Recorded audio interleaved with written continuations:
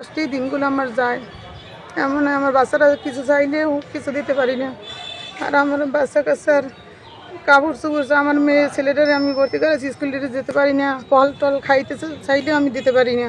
আমার বাচ্চা কাচ্চা অসুস্থ, নিউমোনিয়া, জ্বর আছি বর্তমানে। এই অসুস্থ এই প্রেসক্রিপশন এই বরিশালে স্যার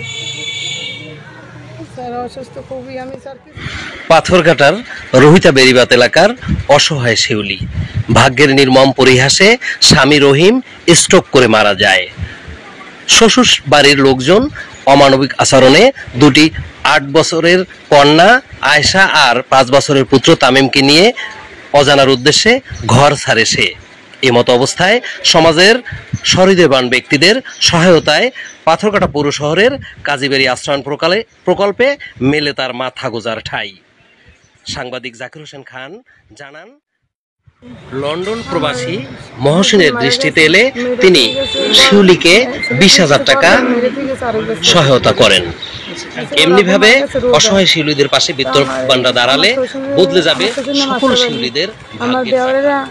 জায়গা জমি সব তারা আমার শ্বশুর লিখে দিয়েছে। আমার শ্বশুর লিখে দিয়েছে। আমার দেওয়ারের নাম রহিম, আমার দেওয়ারের নাম আব্দুর রহমান।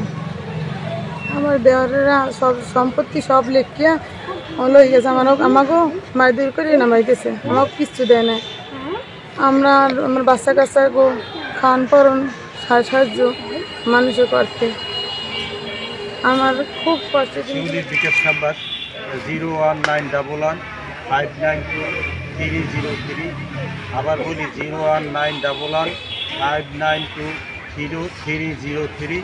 এই বিকাশ নাম্বারটি আসলে আমার, কিন্তু শিউলির নাম্বার দেওয়া হলে